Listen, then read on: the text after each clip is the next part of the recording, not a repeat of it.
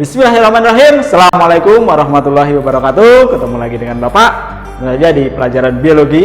Nah, pada pertemuan kali ini kita akan membahas salah satu materi dari metabolisme.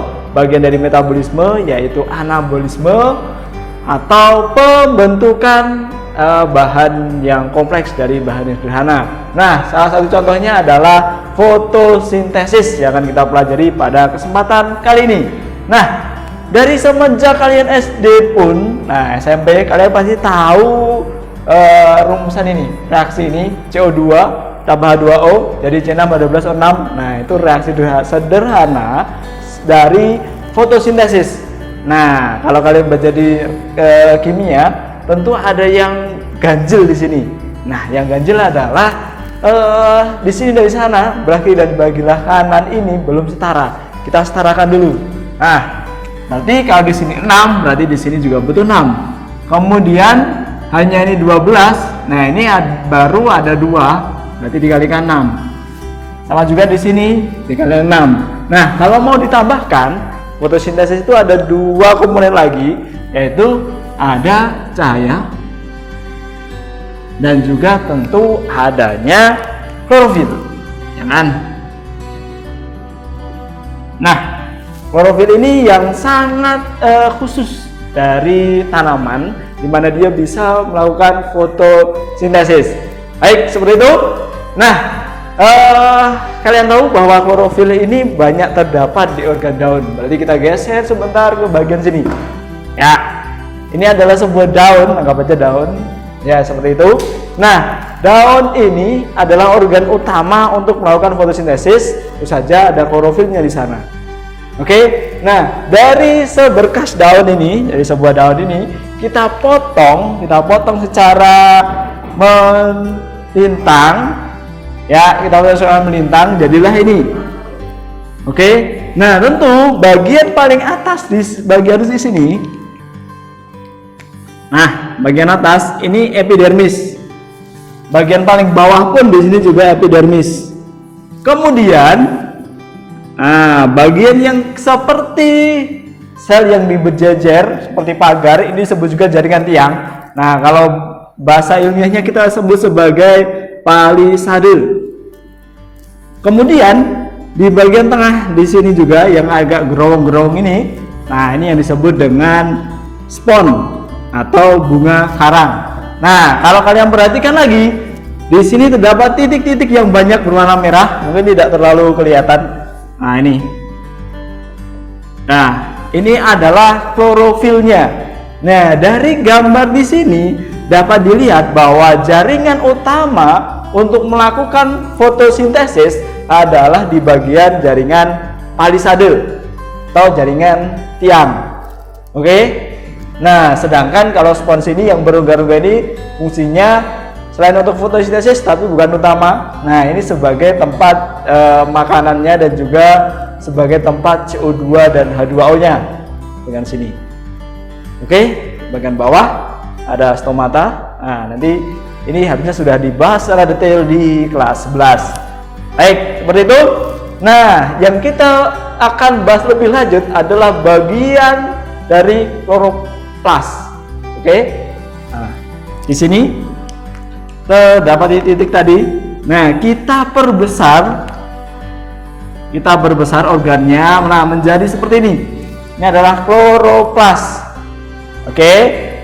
Nah, kloroplas ini bagian-bagiannya, sebelum kita belajar lebih jauh tentang fotosintesis, bagian paling luar tentu saja di sini ada membran luar. Bagian dalam masih membran. Ini anggap aja membran dalam. Oke, dan di bagian tengahnya di sini ya ada cairan di sini, ini namanya stroma. Kemudian ada tumpukan-tumpukan di sini. Maaf, ini memang gambarnya tidak 3 dimensi ya. Jadi artinya ini tumpukan-tumpukan seperti itu. Nah, satu tumpukan satu ini satu saja ini disebut sebagai tilakoid. Nah, kalau dikumpul satu ini namanya grana. Kalau ditumpuk-tumpuk banyak namanya granum. Itu ya. Nah, yang akan kita bahas lebih detail lagi adalah bagian dari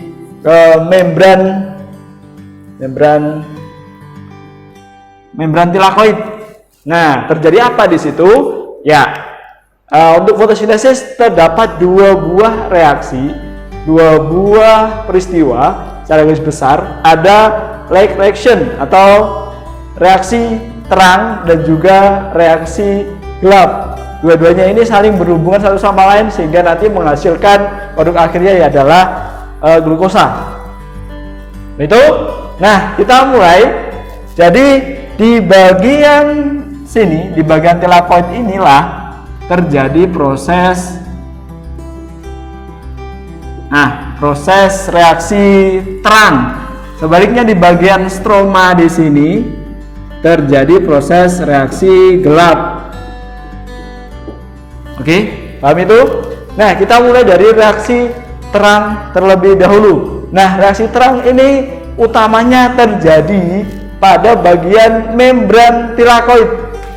Nah, kalau melihat seperti ini, harusnya kalian ada gambaran seperti transfer elektron, gitu ya. Transfer elektron sama juga, transfer elektron itu fungsinya untuk menghasilkan ATP.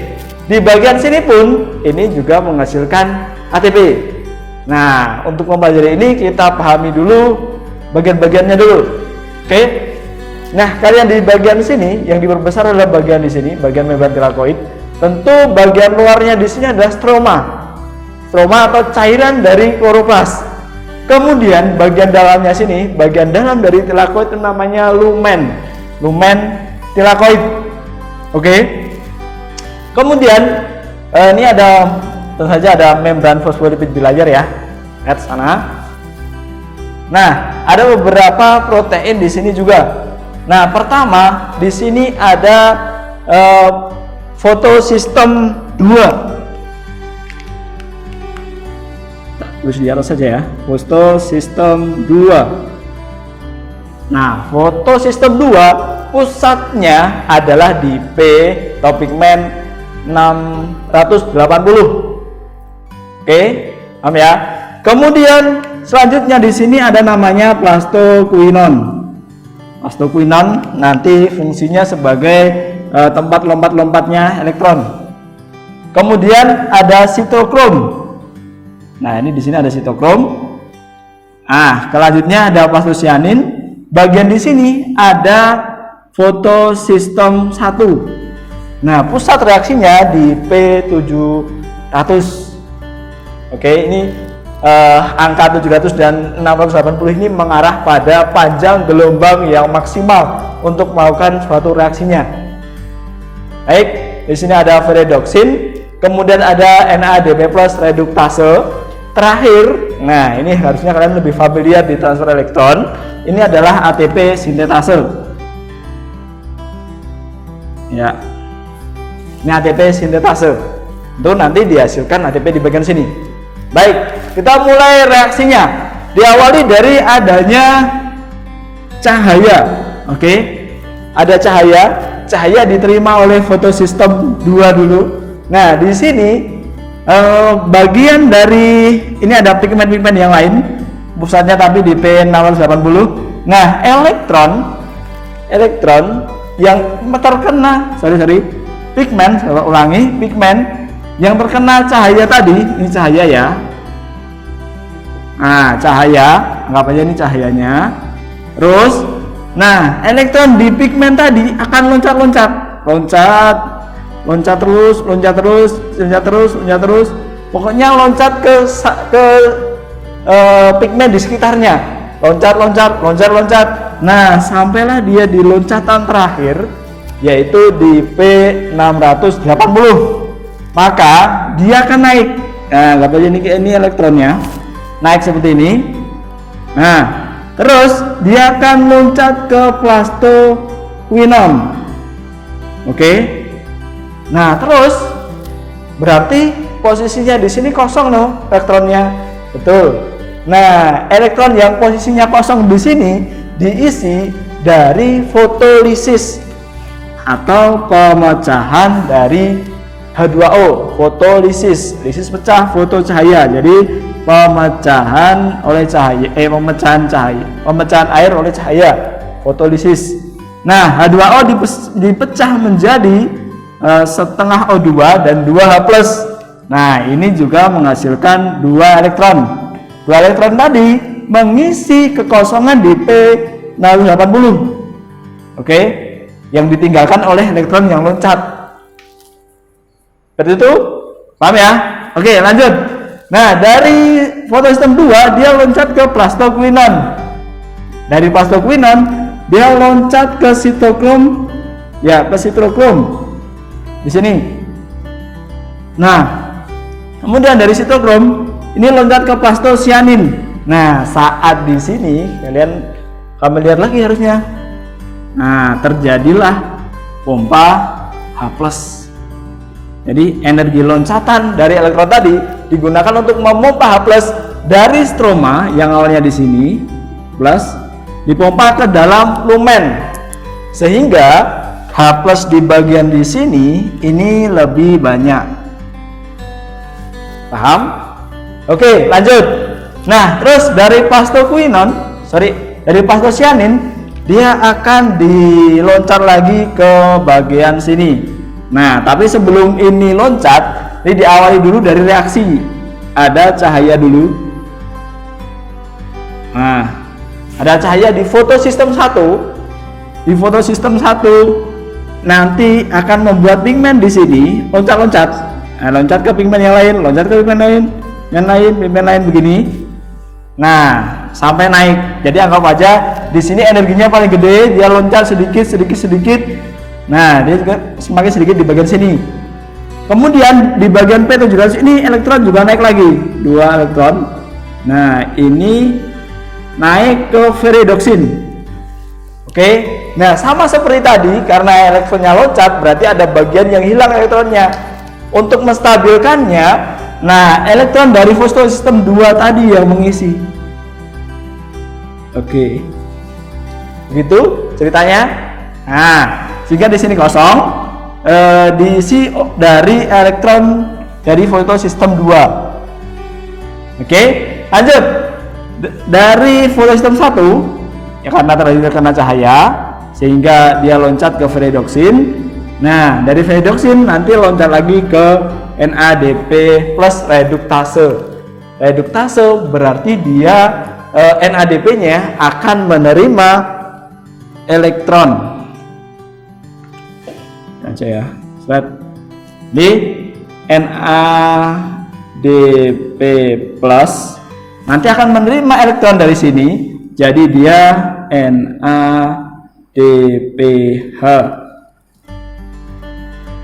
Oke, nah NADP plus ketambahan nanti H+ menerima elektron dari sini, jadilah dia NADPH. Oke, ini RU jalannya elektron. Kemudian kalian ingat di sini, karena tadi ada pompa H+ ke arah lumen, maka H+ di bagian di sini jadi banyak. Nah, H+ di sini konsentrasinya tinggi. Nah, sehingga H+ nanti akan turun. Akan naik berarti ya. Nah, akan naik ke bagian sini. H+-nya akan ke sini lagi. Nah, melalui peristiwa difusi. Karena di sini terlalu banyak, dia ke bagian yang lebih sedikit, ke bagian stroma. Nah, ketika H+-nya naik dari konsentrasi tinggi ke konsentrasi rendah, ini memutar rotor ATP sintetase sehingga mengubah ADP plus P. Nah, nanti jadi ATP. Oke, di sini kita dapatkan 2 buah produk. Yang pertama adalah NADPH, yang kedua adalah ATP-nya. Oke, berarti kita dapatkan NADPH dan ATP. Nah, kalau mau dihitung senyawa lain, sisa lain, ada juga ini O2. Ada juga O2 di bagian sini. Nah, ini udah mulai terlihat O2 nanti mulai mengisi di sini. Oke.